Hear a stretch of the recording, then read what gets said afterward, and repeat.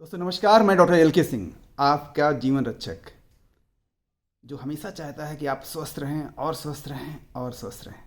लेकिन फिर भी आप अस्वस्थ हो जाते हैं तो मुझको फ़ोन करते हैं, मुझसे फिजिकली मिलते हैं।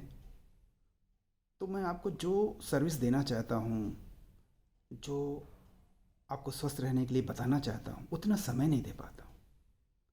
अब हज़ारों लोग हो गए हैं जो हमारी सर्विसेज को लाइक करते हैं। तो मैंने डिसाइड किया है कि वीडियो के माध्यम से ज़्यादा से ज़्यादा लोगों को हेल्दी रहने में सहयोग किया जाए। तो आजकल बहुत तरह का फीवर फैला हुआ है, और जिसमें टॉप पर है डेंगू या डेंगू। तो मैं चाहता हूँ कि थोड़ा सा इसके बारे में आप जानें और इस जानकारी का फ़ायदा ज़्यादा से ज़्यादा लोगों को शेयर करें। तो हमारे पास जो लोग आते हैं, कुछ बत, लोग कुछ मरीज़, कुछ पेशेंट बताते हैं कि हमको बहुत तेज़ बुखार है। कुछ लोग बताते हैं बुखार बहुत तेज़ है, 104 डिग्री फ़ारेनहाइट है। कुछ लोग बताते हैं आँखों के पीछे दर्द हो रहा है। कुछ लोग बताते हैं पेट में दर्द हो रहा है। कुछ लोग बताते हैं मिचली आ रही है। कुछ लोग बताते हैं मिचली के साथ साथ उल्टी, मतलब नाज़िया एंड वोमिटिंग बोथ। कुछ लोग बताते हैं गिल्टियाँ बढ़ गई हैं। कुछ लोग बताते हैं जोड़ों में बहुत दर्द हो रहा है, मांसपेशियों में बहुत दर्द हो रहा है। इतना दर्द हो रहा है ना कि इस बुखार का नाम हड्डी तोड़ बुखार भी है। कुछ लोगों को स्किन पर चकत्ते पड़ जाते हैं, जिनको रैसेस बोलते हैं। अभी हमारे घर में, परिवार में, मित्रों में बहुत सारे लोगों को ये दिक्कतें आई। तो जब ये दिक्कतें हो जाती हैं तो लोग जांच कराते हैं, और जांच में कंप्लीट ब्लड काउंट कराते हैं, जिसमें प्लेटलेट काउंट भी होता है। तो हम इसी पे चर्चा करेंगे और डिटेल में नेक्स्ट वीडियो में बात करेंगे। तो ज़्यादातर लोगों में जिनको डेंगू है, प्लेटलेट काउंट कम हो जाता है तो घर आ जाते हैं। भी प्लेटलेट काउंट होता कम क्यों है?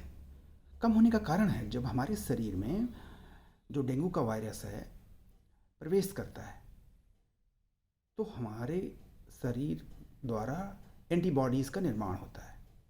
तो वो एंटीबॉडीज़ वायरस को ख़त्म करने के साथ साथ हमारी प्लेटलेट्स को भी कुछ हद तक डिस्ट्रॉय करती हैं, और ये वायरस बोन मेरो को भी सप्रेस करता है। इसी वजह से जहाँ पर प्लेटलेट बनती हैं, प्लेटलेट काउंट घटता चला जाता है। तो प्लेटलेट का काम है कि हमारे शरीर को जहाँ ज़रूरत है हेमोरेज यानी रक्त बहने से बचाए। खून का थक्का प्लेटलेट की मदद से ही बनता है, और प्लेटलेट काउंट जब कम होने लगता है तो हेमोरेज की संभावना, ब्लीडिंग की संभावना बढ़ जाती है। और कुछ लोगों में अगर एक लेवल से नीचे, मान लीजिए 15,000 से नीचे गया, किसी में 10,000 से नीचे गया, कभी कभी 20,000 से नीचे होने पर भी कुछ लोगों में लक्षण आते हैं। क्या? रक्तस्राव, हेमोरेज या ब्लड का बहना, किसी का नाक से, किसी का मुंह से, किसी का और रास्तों से। कभी कभी इंटरनल ब्लीडिंग भी शुरू हो जाती है। ये सीवियर फॉर्म होता है। और कुछ लोगों का क्या होता है, इसके साथ साथ ब्लड प्रेशर भी कम हो जाता है। किसी किसी को लीवर में इसका लोड बढ़ने से जॉन्डिस हो जाता है। बिलिरुबिन का लेवल, SGOT, SGPT, ALT सब बढ़ जाता है। किसी किसी का किडनी अफेक्टेड होने की वजह से यूरिया क्रिएटिनिन बढ़ जाता है। ब्रेन प्रभावित होने से आदमी कहता है ना कि आव आव बक रहा है, कुछ ऐसे शब्द निकालता है, ऐसे आवाज़ें निकालता है, पूरी तरह होश में नहीं रहता, उसका सेंसोरियम चेंज हो जाता है, कहते हैं अल्टर्ड सेंसोरियम हो गया। ये सब लक्षण एडवांस केसेस में हो जाते हैं। किसी किसी की हार्ट बीट स्लो हो जाती है, किसी किसी को झटके आने लगते हैं। तो ये सब तो लक्षण हैं जो आपने जाने। इनके लक्षणों के आधार पर भी काफ़ी हद तक आप पता कर सकते हैं कि हमें ये बीमारी हो गई है। अब किसी भी केस में आपको अपने नज़दीकी डॉक्टर से मदद लेनी चाहिए। डॉक्टर के पास कब जाएं? फीवर आते ही जाएं। ये डॉक्टर का काम है कि वो आपकी जांच करके आपको निदान बताएं।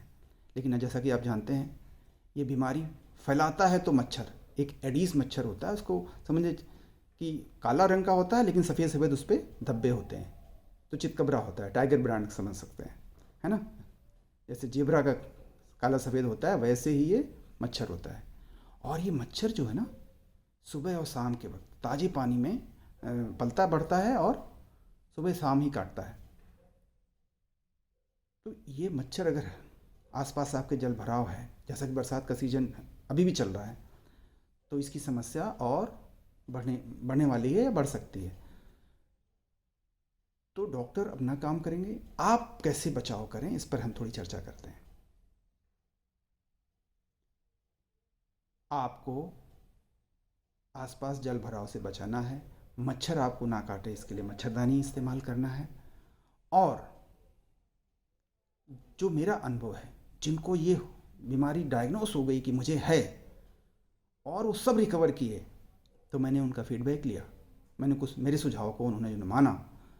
तो इस बीमारी में शरीर में जब उल्टी होती है, मिचली लगती है, भूख नहीं लगती, तो जब अब हम अंदर खाना नहीं जाएगा और वायरस का संक्रमण हो ही गया है, तो प्लेटलेट काउंट कैसे बढ़ेगा, ब्लड में प्रोटीन की कमी हो जाती है। तो हाई प्रोटीन इनटेक होना चाहिए।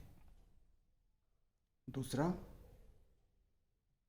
पानी की कमी हो जाती है, तो हाई वाटर इनटेक होना चाहिए। इसके लिए आप फ्रूट जूसेस लें, नारियल पानी लें। जिन लोगों ने लिया उनको बहुत फ़ायदा हुआ और वो सब ठीक हो गए। इसके अलावा इम्यूनिटी बढ़ाने के लिए कुछ चीज़ें आती हैं, जैसा कि आप जानते हैं, तुलसी इम्यूनिटी बढ़ाती है, गिलोय इम्यूनिटी बढ़ाती है।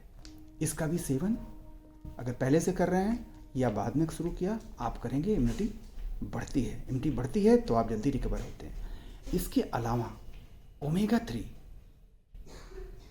थ्री एक ऐसा फैट है जो सेल डिवीज़न को बढ़ावा देता है, हेल्दी सेल डिवीज़न। तो प्लेटलेट फॉर्मेशन अच्छा होता है।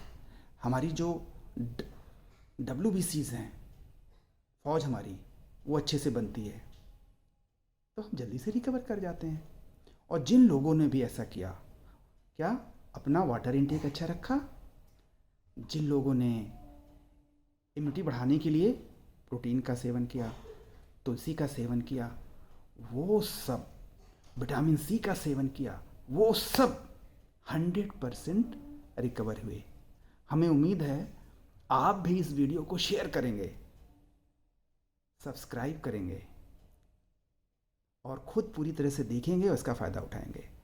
और जल्दी ही हम नेक्स्ट वीडियो में मिलेंगे। जय हिंद।